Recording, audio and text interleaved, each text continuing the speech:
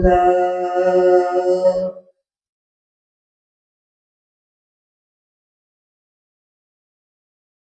الحمد لله وكفى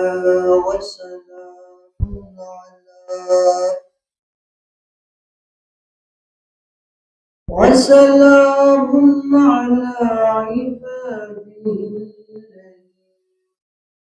اصطفى. أما بعد فأعوذ بالله من الشيطان الرجيم.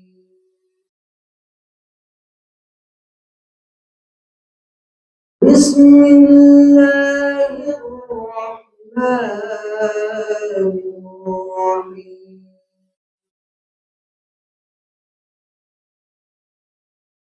ألف لام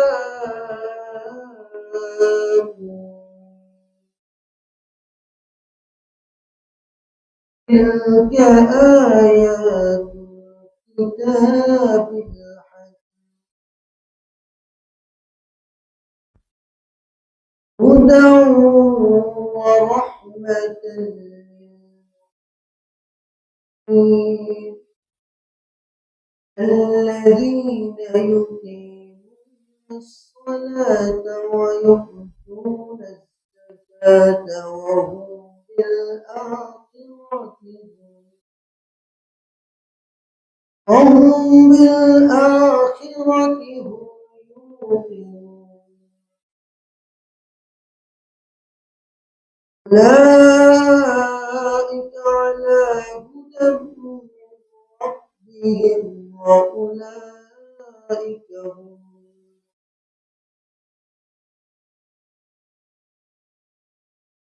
ومن الناس من يشتري لهو الحديث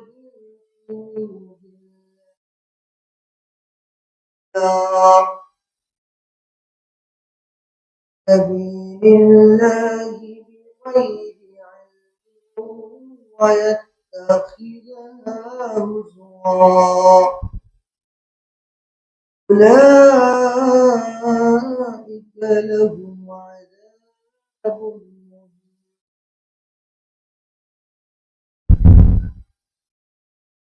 وقال تعالى في آية أخرى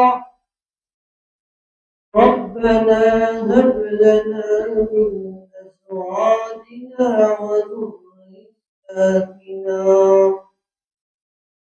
وذرياتنا قرة أعين واجعلنا للمتقين إماما.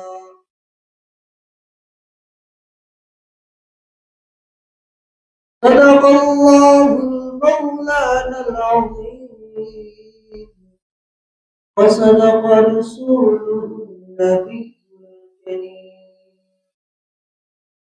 ونحن على ذلك من الشاهدين والشاكرين والحمد لله رب العالمين.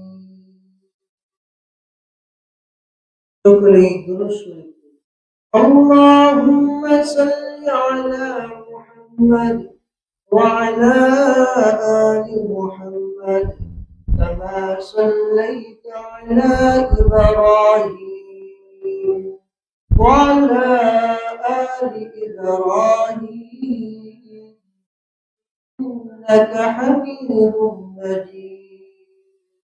اللهم بارك على محمد وعلى آل محمد كما باركت على إبراهيم وعلى آل إبراهيم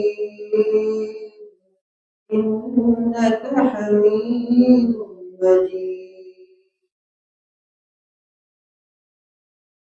अल्हम्दुलिल्लाह अल्लाह जल्ला शाह दरबारे लाखों कोटि शुक्रिया अल्लाह पाक जो জুমাদাল উখরা শেষ জুমায় জামে মসজিদে আসার তৌফিক দিয়েছেন, এই জন্য অন্তর খুলে আল্লাহ পাকের শুকর আদায় করি আলহামদুলিল্লাহ। এরপরই রজব শুরু হবে, রজবে মেরাজ। আমরা জানি সবাই সামনে আস্তে আস্তে রমজান আসতেছে, এই জন্য রমজানের প্রস্তুতি আমাদের নিতে হবে। আমাদের আমল আখলাক এখন থেকে ভালো করার চেষ্টা করতে হবে। এই নিয়তে আমি আপনাদের সামনে সূরাতুল লুকমান থেকে 21 পারা, এখান থেকে কিছু আয়াতে কারীমা আমি আপনাদের সামনে পাঠ করেছি। এই সূরার মধ্যে মূলত লুকমান হাকিম আলাইহিস সালাম তার সন্তানকে কিছু উপদেশ দিয়েছিলেন, ওনার সন্তানকে কিছু নসিহত করেছিলেন, ওয়াজ করেছিলেন।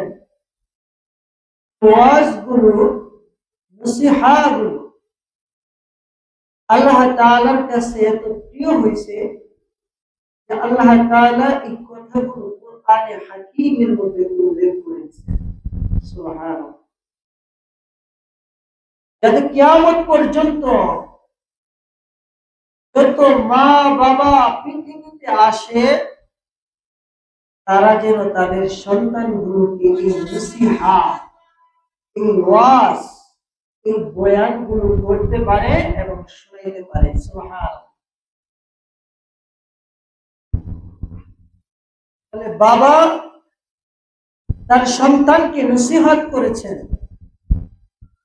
এই নসিহতগুলো আল্লাহ তাআলা বাবার নামেই একটা সূরা, সূরাতুল লুকমান, কোরআনে কারীমের 21তম পারার মধ্যে আল্লাহ তাআলা বাবার নামে নাযিল করে কিয়ামত পর্যন্ত যত বাবারা আসবে তাদের সন্তান হবে, তাদের জন্য একটা নমুনা বানাইলেন।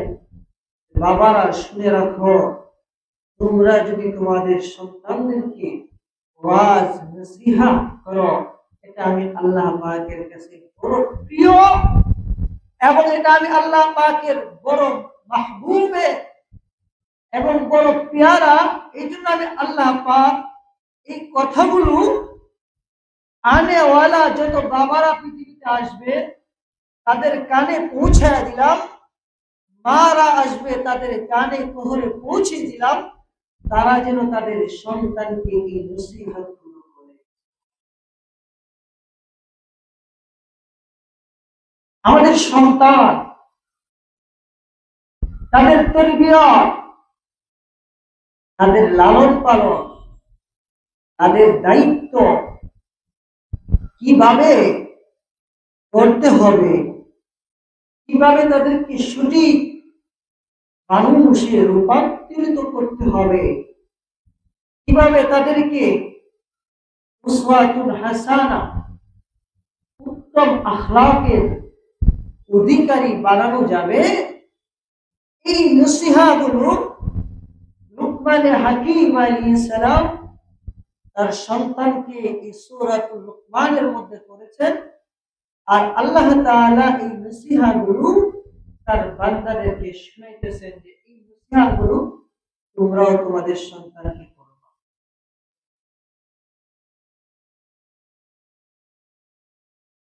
সন্তানের উপর পিতামাতার দায়িত্ব কি, কর্তব্য কি, এগুলো আল্লাহ তাআলা কোরআনে হাকিমের মধ্যে বর্ণনা করেছেন। আমরা আমাদের সন্তানের যে দায়িত্ব, কর্তব্য আমরা পালন করি না। এটা আমাদের সন্তানগুলো সঠিক মানুষ হচ্ছে না,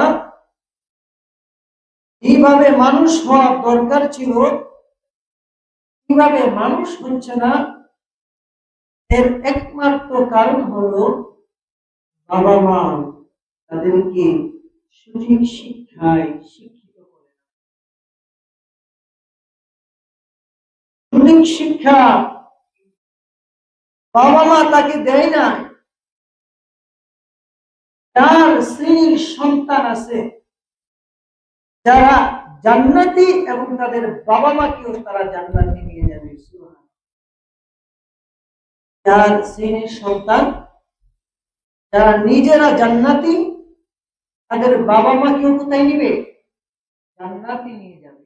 চার শ্রেণীর সন্তানের আলোচনা আল্লাহ চাইলে ইনশাআল্লাহ সংক্ষেপে আজকে আলোচনা করব। চার শ্রেণীর সন্তান আছে দুনিয়াতে, তারা জান্নাতি। তাদেরকে দেখলেই বোঝা যায় তারা জান্নাতি, বিনা হিসাবে তারা জান্নাতি। এবং তাদের বাবা মাকেও বিনা হিসাবে এই চার শ্রেণীর সন্তানরা জান্নাতে নিয়ে যাবে। তার বাবা মাকে তারা জান্নাতে নিয়ে যাবে। আল্লাহ তাআলা তার বাবা মার কোনো হিসাব চাইবেন। আমাদের সন্তান কিভাবে মানুষ হয়, কিভাবে নেক হয়, কিভাবে বুজুর্গ হয়, আল্লাহ ওয়ালা হয়, এই মেহনত, এই চেষ্টা আমাদের করা, করতে থাকা, এটার হুকুমই আল্লাহ পাক কোরআনে কারীমে দিয়েছেন। এবং এর দোয়াও আল্লাহ তাআলা কোরআনে শিক্ষা দিয়েছেন যে কিরকম সন্তান আমি আল্লাহর কাছে চাইবা আর কিরকম সন্তান থেকে পানা চাইবা, এটাও আমি আল্লাহ তাআলা কোরআনে কারীমে মায়া কইরা দয়া কইরা তোমাদেরকে শিক্ষা দিই।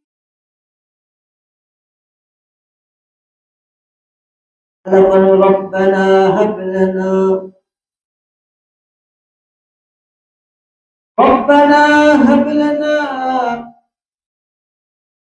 وأزواجنا قرة أعين وذرياتنا قرة أعين واجعلنا للمتقين إماما। আল্লাহ তাআলা কোরআনে দোয়া শিখাচ্ছেন, ربنا وجعلنا ربنا هب لنا من أزواجنا وذريتنا। আল্লাহ গো আমাকে এরকম স্ত্রী দান করেন, আল্লাহ আমাকে এরকম সন্তান দান করেন। কুররাতা আইন, এই সন্তান আমার চোখের শীতলতা হবে। আল্লাহ আমাকে এরকম সন্তান দান করেন যে সন্তান আমার চোখের শীতলতা হবে। ওয়াজআলনা লিলমুত্তাকিনা ইমামা, এরকম সন্তান দান করে যে সন্তান মুত্তাকিদের ইমাম হবে। সুবহান আল্লাহ তাআলা কোরআনে শিক্ষা দিচ্ছেন এরকম সন্তান আল্লাহর কাছে চাও যে সন্তান তোমার চোখের শীতলতা হবে, তোমার হৃদয়ের প্রশান্তি হবে এবং মুত্তাকিদের ইমাম হবে, তুমিও হইবা, তোমার সন্তান হবে। এরকম সন্তান কার কাছে চাইতে বলছেন? আল্লাহ, আল্লাহর কাছে। এজন্য সন্তানকে সহবত দেওয়া, সন্তানকে নেক বানানো। নেক সন্তান কিভাবে নেক সন্তান হবে? এজন্য সর্বপ্রথম নেক সন্তান বানানোর জন্য দোয়ায়ে ইব্রাহিমী তরিকায় আল্লাহর কাছে চাওয়া। ইব্রাহিম আলাইহিস সালাম যেভাবে আল্লাহর কাছে চেয়েছিলেন ওইভাবে সন্তান চাওয়া আল্লাহর কাছে। সন্তানকে নেক বানানোর জন্য এভাবে ইব্রাহিম আলাইহিস সালামের তরিকায় আল্লাহর কাছে যাওয়া।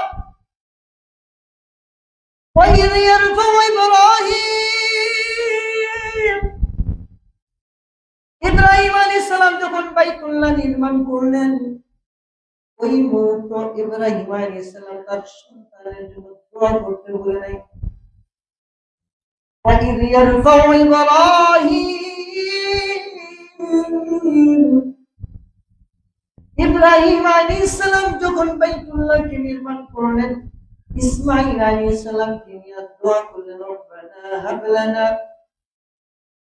মিন আজওয়াজিনা ওয়া যুররিয়াতিনা কুররাতা আ'য়ুন ওয়াজআলনা লিল মুত্তাকিনা ইমামা। ও আল্লাহ, আমার এরকম সন্তান দেন যে সন্তানগুলো মুত্তাকিদের ইমাম হবে। শুধু এই দোয়া করে ইব্রাহিম আলাইহিস সালাম কান্ত হন নাই। ইব্রাহিম আলাইহিস সালাম বলেন, রব্বানা ওয়াজআলনা মুসলিমাইনি লাকা ওয়া মিন যুররিয়াতিনা উম্মাতান মুসলিমাতান লাক। ও আল্লাহ, আমার এবং আমার সন্তানকে মুসলমান বানান। সুবহানাল্লাহ। কাবা বলে ইব্রাহিম আলাইহিস সালাম আল্লাহর কাছে দোয়া করে, রব্বানা ওয়াজআলনা মুসলিমাইনি লাকা। ও আল্লাহ, আমাকে এবং ইসমাঈলকে আপনি মুসলমান বানান। আল্লাহ উম্মাতাম মুসলিমাতান লাক, এবং আমার সন্তানকে আপনি মুসলমান বানান। আল্লাহ, এবং মুসলমানদের উম্মতে মুসলমান হবে, আমার উম্মত যারা হবে তারাও যেন মুসলমান হইতে পারে। আল্লাহ এরকম মুসলমান উম্মত আমাকে দান করেন। শুধু ইব্রাহিম আলাইহিস সালাম এই দোয়া করে কান্ত হয় নাই। ইব্রাহিম আলাইহিস সালাম আরো দোয়া করেন, রব্বানা ওয়াবা'আথ লানা মিন লাদুনকা রাহমাহ। রব্বানা ওয়াবা'আথ লানা মিন লাদুনকা রাহমাহ ইন্নাকা আনতাত তাওয়াবুর রহিম। আল্লাহ গো, আমাকে আপনার রহমত দান করেন। আমার সন্তান সন্ততি যারা আছে তাদের উপরও আল্লাহ আপনার রহমত দান করেন। এই জন্য সন্তানদের জন্য ইব্রাহিমের দোয়া করা, ইব্রাহিম আলাইহিস সালাতু ওয়াস সালামের মতো সন্তানের জন্য চোখের পানি জড়ায়া আল্লাহর কাছে কান্নাকাটি করতে থাকা।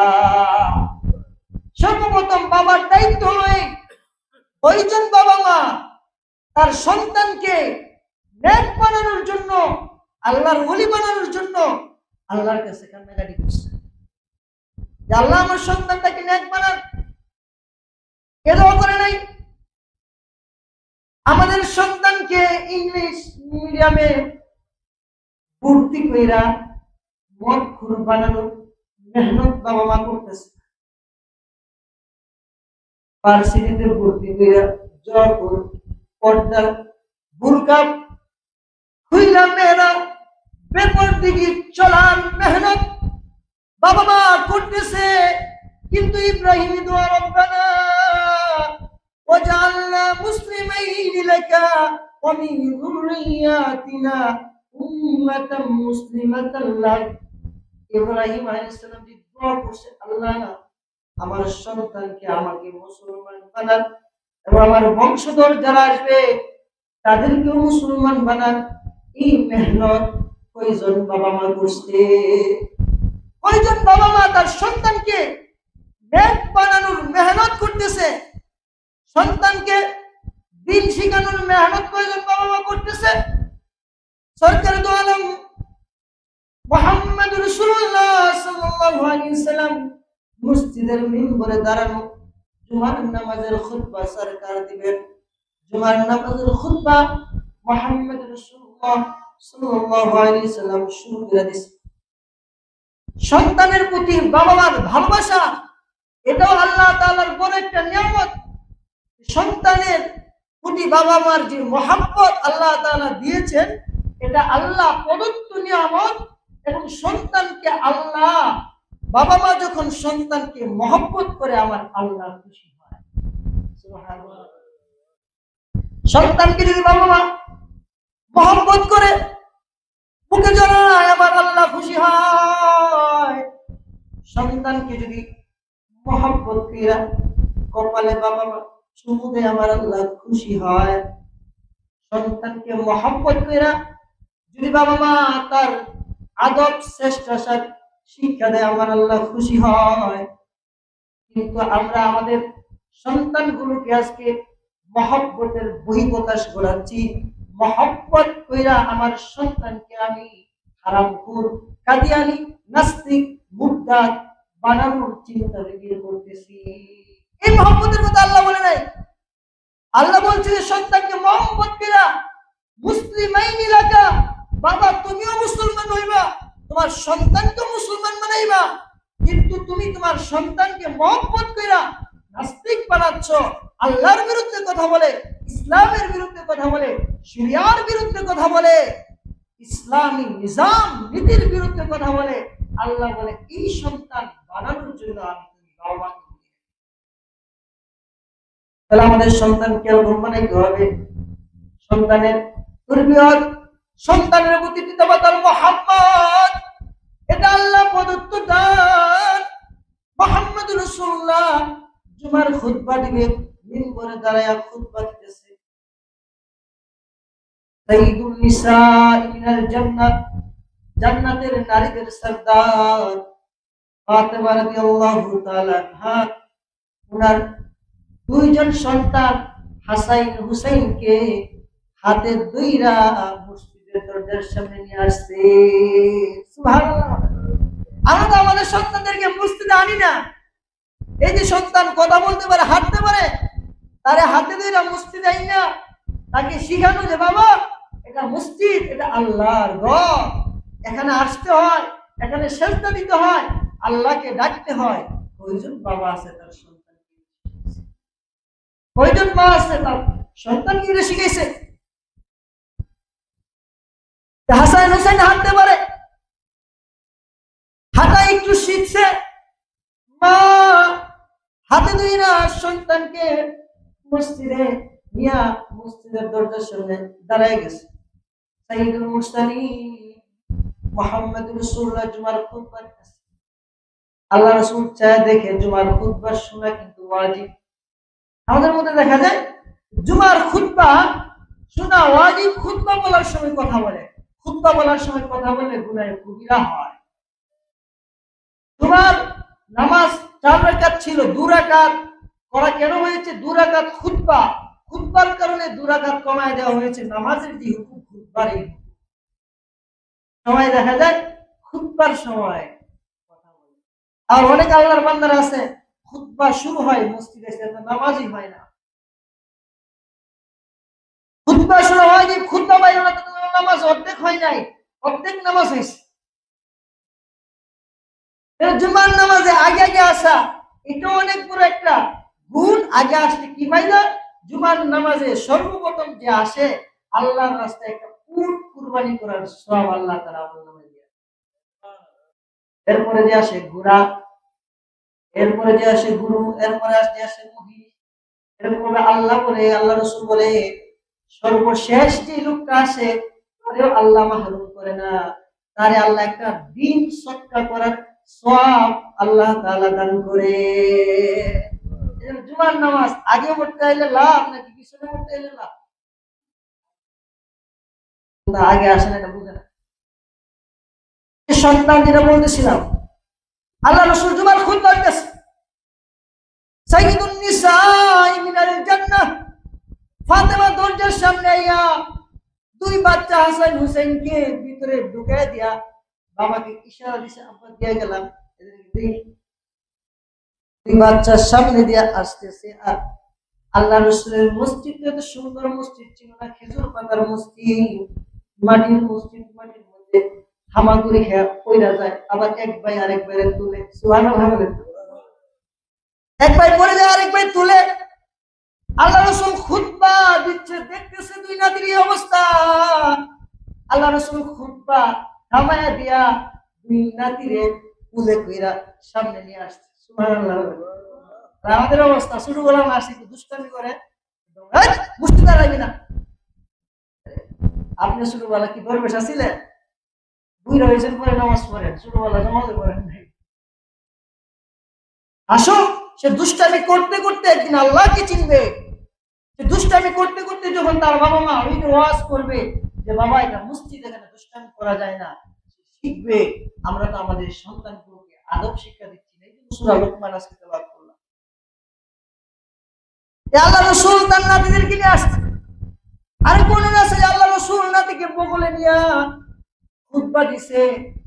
আল্লাহ রাসূল খুতবা দিয়া বলতেছে, সাহাবীরা, এরা আমার সন্তান, এদের প্রতি মহব্বত এটা আল্লাহ প্রদত্ত নিয়ামত। সুবহানাল্লাহ।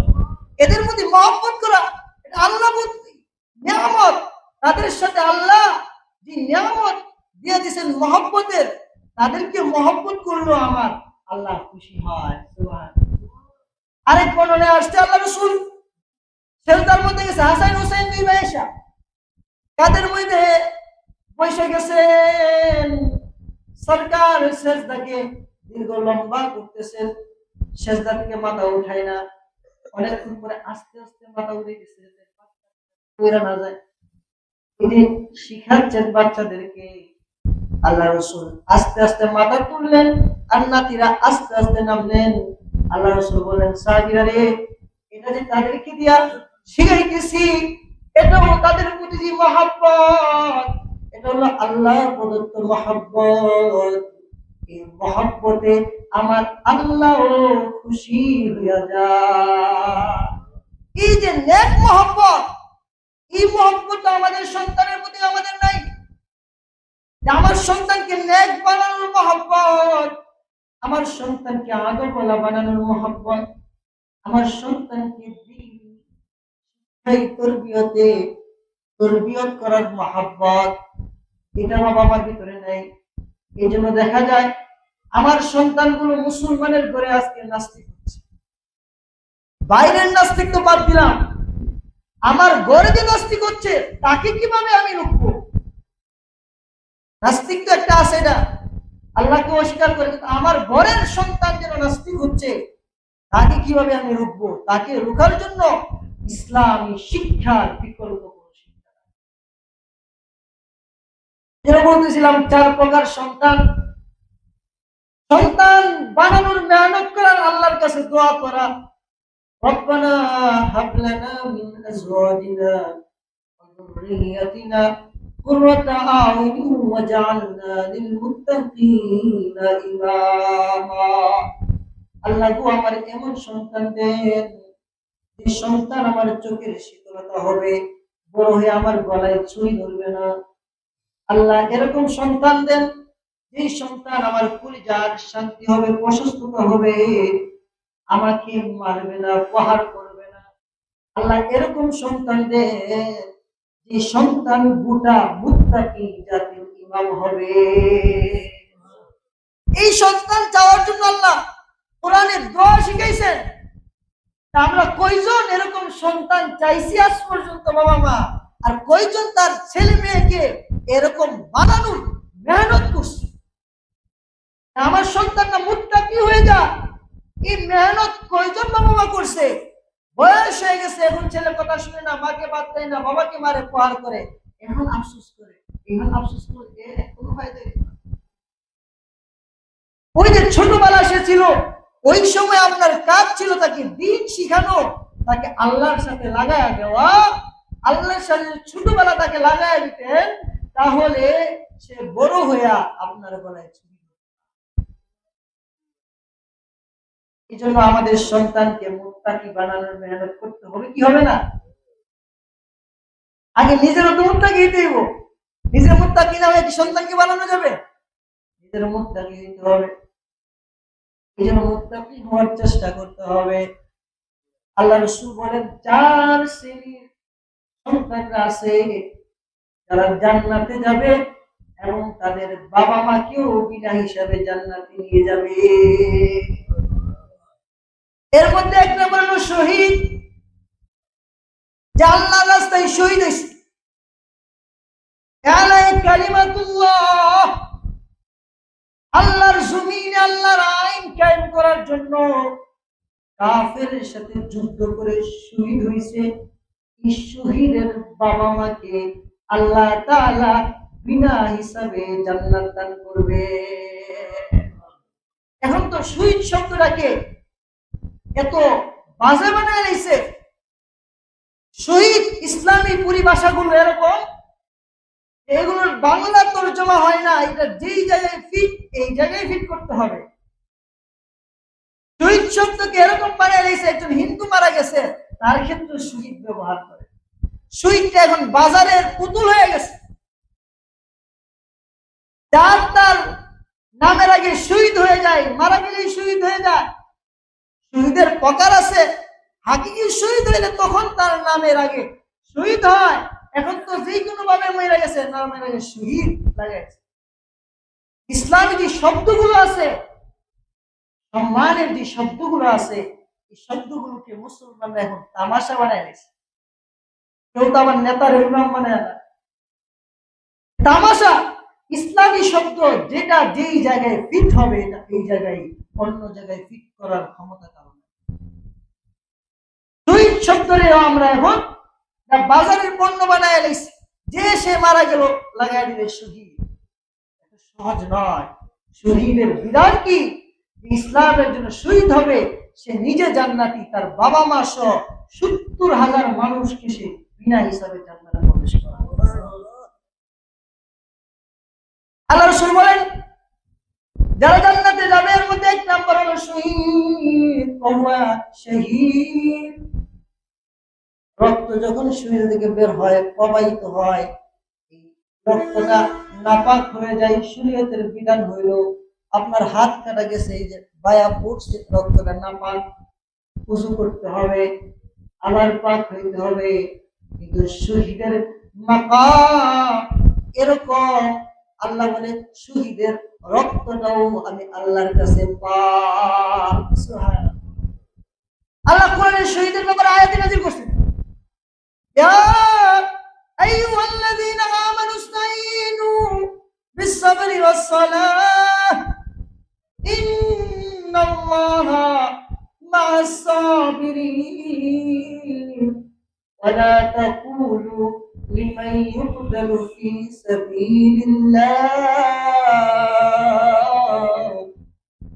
সাবিলিল্লাহি আমওয়াত বাল আহইয়াউ ওয়ালাকিন লা তাশউরুন। আল্লাহ বলে আরে যারা শহীদ হয় তাদেরকে তোমরা মৃত্যু বইলো না, বাল আহইয়াউ, বরং তারা জীবিত, ওয়ালাকিন লা তাশউরুন, তোমরা বুঝো না। যারা শহীদ তারা মরে না, তারা জীবিত থাকে। এই শহীদের বাবা মাকে আল্লাহ তাআলা কিয়ামতের ময়দানে বিনা হিসাবে জান্নাত দান করবেন। সুবহানাল্লাহ। এজন্য মদিনার নারীরা শহীদি সন্তান পেটে যখন বাচ্চা রাখতো, জানো তো আল্লাহ আমার বাচ্চারা ইসলামের জন্য শহীদ হবে। আল্লাহ রাসূল সাল্লাল্লাহু আলাইহি ওয়াসাল্লাম যুদ্ধ থেকে আসছেন, এক মা কান্না করতেছে, বলতেছে মা তুমি কাঁদতেছো, তোমার মা নাকি হ্যাঁ তোমার ছেলে তো শহীদ হয়েছে। মহিলা বলে তাহলে রাসূল চোখের পানি আমি মুছাই না। সুবহানাল্লাহ বলেন, যে আমার ছেলে শহীদ হয়ে থাকে তাহলে তো আমার জান্নাত বিনা হিসাবে জান্নাত।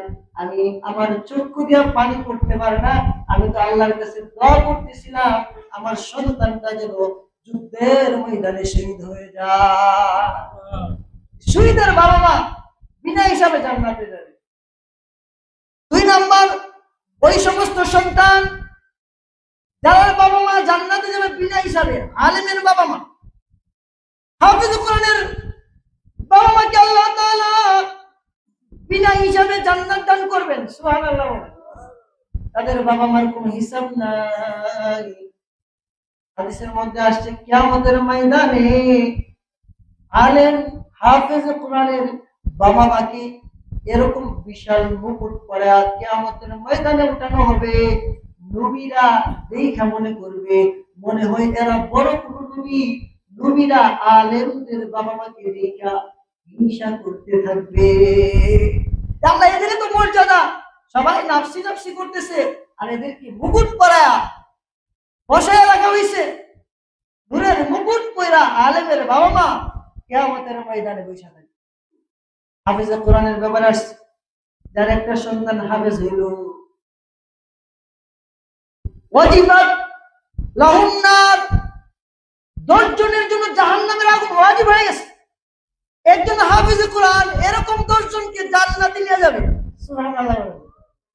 যেন হাফেজে কোরআনের বাবা মা হন, আমার সন্তানটা যেন হাফেজ হয়, আমার সন্তানটা যেন আলেম হয়।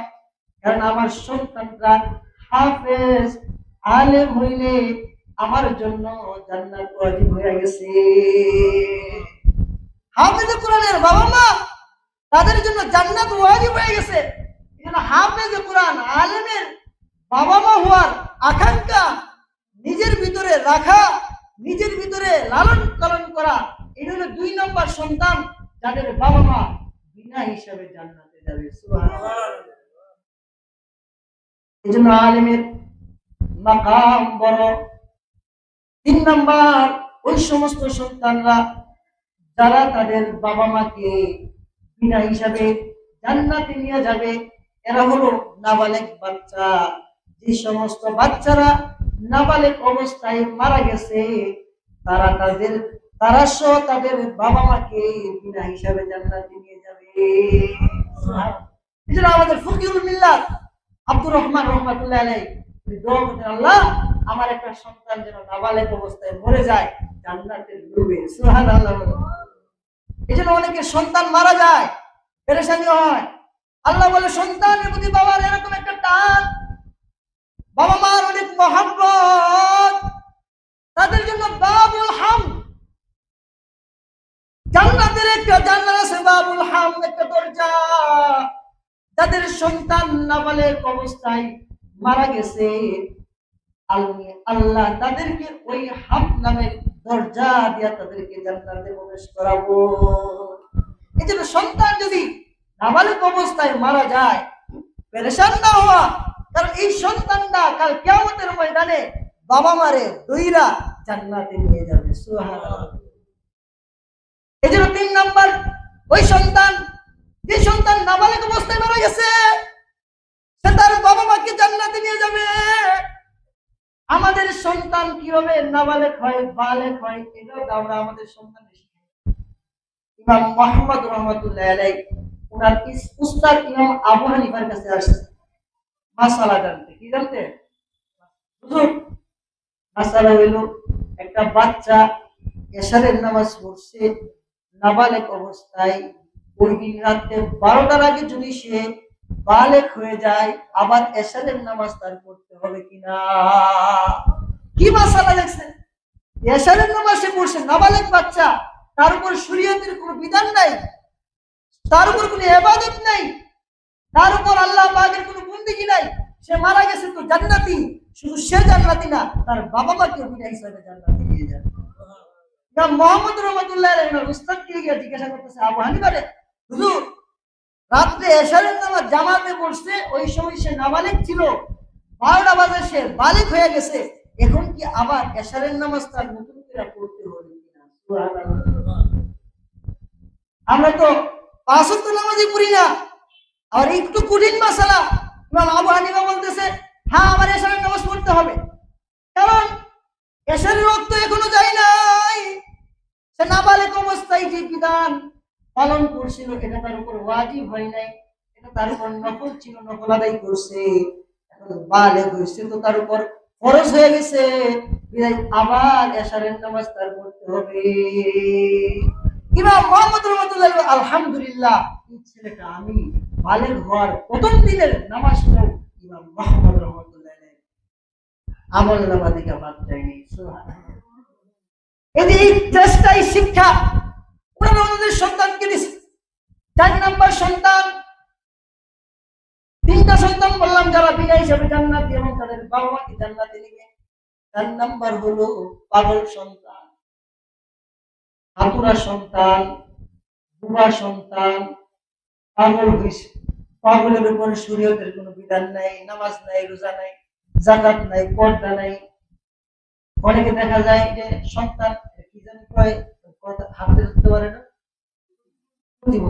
প্রতিবন্ধী সন্তান হয়েছে, ওই সন্তানটাও জান্নাতি, সে তার বাবা মাকেও জান্নাতে নিয়ে যাবে।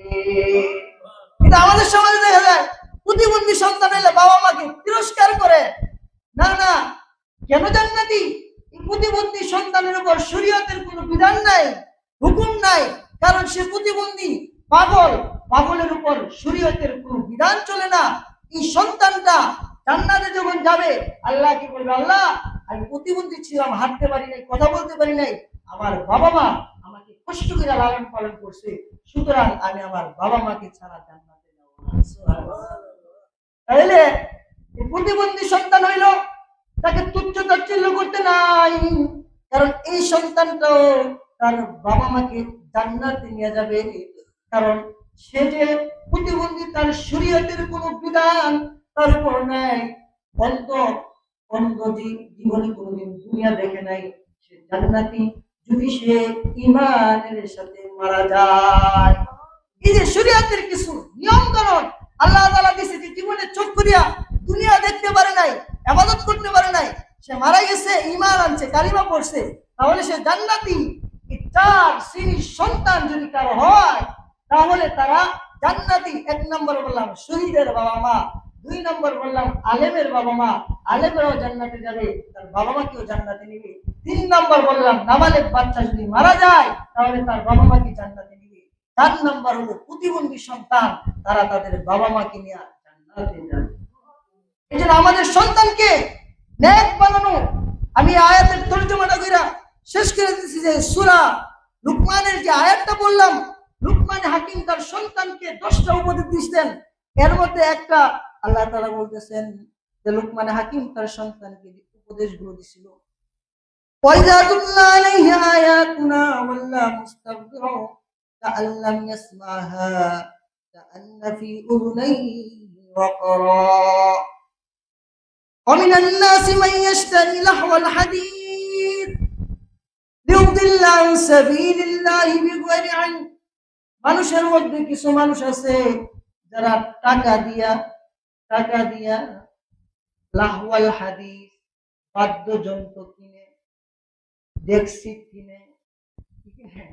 লাহওয়াল হাদিসের অর্থ হলো গান বাজনা। লাহওয়াল হাদিসের অর্থ কি? গান বাজনা। আল্লাহ বলতেছে, সরাসরি তর্জমা করতেছি, বাকি সন্দেহ হলে আপনি বাংলা একটা তর্জমা নিয়া সূরা লুকমানের 6 নম্বর আয়াত পড়েন। আল্লাহ বলেন, ওয়াইদা তুতলা আলাইহি আয়াতুনা ওয়াল্লা মুস্তাকবিরান কাআল্লাম ইয়াসমাহা। এর আগের আয়াত 5 নম্বর আয়াত, ওমিনান নাসি মান ইয়াশতারি লাহওয়াল হাদিস। মানুষের মধ্যে কিছু মানুষ আছে যারা বাদ্যযন্ত্র, গান বাজনা, লাহওয়াল হাদিস, পায়েসা কথা এগুলো কিনে, এগুলো কি করে? কিনে। টাকা দিয়া ডেক্সি কিনে আনে, টাকা দিয়া বাদ্যযন্ত্র কিনে আনে, কিনে না কি করে? আল্লাহ বলে আন সাবিলিল্লাহি বিগাইরি ইলম।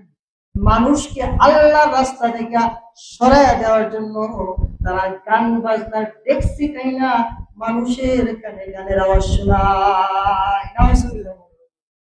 তারা মানুষকে লাহওয়াল হাদিস, গান শোনায়, টাকা দেয়া ডেক্সি কিনা গান শোনায়। কেন? লিউদিল্লা আন সাবিলিল্লাহ, যেন তারা মানুষকে আল্লাহর রাস্তা থেকে সরাইয়া দিতে পারে। আল্লাহ বলে ওয়ায়াত্তাকিযুহা হুজুআ, তারা এটাকে কৌশল হিসাবে ধরে। উলাইকা লাহুম আযাবুন আলীম। এই দুনিয়ার মানুষেরা শোনো, ও দুনিয়ার যুবকেরা শোনো, ও লুকমান খানখান্দির যুবকেরা ভালোভাবে শোনো। বিবাহ হইতাছে, দেখছি এই না গান বাজাইলা লাহওয়াল হাদিস। আল্লাহ বলে এরা দেখছি টাকা দেয় না, বিবাহের মধ্যে গান বাজাবে, লাহুম আযাবুন মুহিন, তাদের জন্য কঠিন আযাব হবে। মানুষকে টাকা দিয়া গান আইনা বাজনা আইনা মানুষকে গুনাহ করাবে, তাদের জন্য কঠিন শাস্তি হবে। লুকমান হাকিম বলে, ও দুনিয়ার মানুষেরা, এরকম সন্তান তোমরা লালন পালন করো না, যে সন্তান দেখছি আইনা মানুষকে লাহওয়াল হাদিস গান শোনাবে। এরকম সন্তান পেটে লালন করো না মারা। বাবারা এরকম সন্তানকে খাওয়ায়া বড় করো না, যে সন্তান লাহওয়াল হাদিস মানুষকে গান শোনাবে, টাকা দেয় না, মানুষকে পথ হারা করাবে। বাবা তুমি যদি এটা করো, তোমার কি হবে? আয়াতের তো ফাবাশশিরহুম বিআযাবিন আলীম, আযাবের সুসংবাদের কথা বলছে। আল্লাহ ঠাট্টা করতেছে, আযাবের আবার সুসংবাদ, ফাবাশশিরহুম বিআযাবিন আলীম, তাদেরকে আযাবের সুসংবাদ দেন। ওয়া ইযা তুতলা আলাইহি আয়াতুনা, এই দেন এমন আছে। এই যে লোকমান হাকিমের এই কথা, গান শুনলে তাদের জন্য আযাব হবে, তারা কি করবো, তাদের কথা আল্লাহ পরবর্তী আয়াত, ওয়া ইযা তুতলা আলাইহি আয়াতুনা, তাদের কাছে যখন উপরের যে আয়াত এটা বর্ণনা করা হবে, তার ফিরালিস ফিরালিসে হুজুরে তো কি করলাম জীবনে একটি বিয়া গান বাজনা ছাড়া চলে নাকি? নাউজুবিল্লাহ বলেন। জীবনে একবারই বিয়া করবেন, সুন্নত তরিকায় করবেন। আমার জীবনে বিবাহ আমল একবার রাসূলের সুন্নত তরিকায় হবে, সুন্নতের খেলাফ আমার বিবাহ কেন হবে? এই যে বলতেছে আল্লাহ, ওয়াইদা তুতলা আলাইহি আয়াতুনা, যখন তাদের কাছে আমার এই আয়াতগুলো পড়া হবে, ওয়াল্লা মুস্তাকবিরা, তারা অহংকার করবে, কাল্লাম ইয়াসমা, এরা শুনছে না। হুজুরে কইছে, এই বিয়ার মধ্যে ট্যাক্সি পালাইছ না যুবকরা, এই বয়স্করা, মহল্লার বৃদ্ধরা, মহল্লার নেতারা, মহল্লার সভাপতিরা, সহসভাপতিরা, মসজিদের যারা দায়িত্বে আছেন, আপনারা শুনেন, মহল্লার মধ্যে কোনো গান বাজনা চলবে না। যদি চলে তাহলে আমরা আমাদের ইমাম সাহেবরা সভাপতি বলবে, আমার ইমাম সাহেব এখানে বিবাহ পড়াবে না, ইমাম সাহেব ওই বিবাহতে যাবে না, এই কথাগুলো বলে। কিন্তু এরা বলে অহংকার করে, আল্লাহর এই কথা তাদের ভিতরে কানে ঢুকে না, অহংকার করে তারা এরকম ভাবে ভাব নিয়ে ইসমা, যারা এটা শুনেই নেই, ইসমা সামাউ শোনা, যারা এই কথা শুনেই নেই ইমাম সাহেবের কথা, কাআন্না ফি উযুনাইহি ওয়াকরা, তাদের দুই কুরু নাই, মানে দুই কান, কুরু মানে কান, এই দুই কানের মধ্যে তাদের মহল লাগাইয়া রাখছে, এই কথা তারা শুনেই নাই। এই জন্য বিবাহ হইলে প্রেসিডেন্ট সারা বলাইবেন, এই যুবক ভাইয়েরা বলাইবেন, বাজানো যাবে। জীবনে বিবাহ একবার, তার তরিকাই হবে মুহাম্মদ রাসূলুল্লাহ সাল্লাল্লাহু আলাইহি ওয়াসাল্লামের তরিকাই হবে। আর এইগুলো যখন ইমাম সাহেব মসজিদের মিম্বর থেকে বলে, মহল্লাবাসীদের দায়িত্ব ওয়াজিব হলো এই কথাকে সাপোর্ট করা এবং ওনার পাশে দাঁড়ানো। তাহলে আমরা আমাদের সন্তানকে, নতুন প্রজন্মকে আমরা সঠিক শিক্ষা দিতে পারবো, আল্লাহ ওয়ালা বানাইতে পারবো। আল্লাহ পাক এই কথাগুলো আমাদের সবাইকে আমল করার তৌফিক দান করুন এবং নেক সন্তানের পিতামাতা হওয়ার তৌফিক দান করুন। ওয়া আখির দাওয়ানা আলহামদুলিল্লাহ।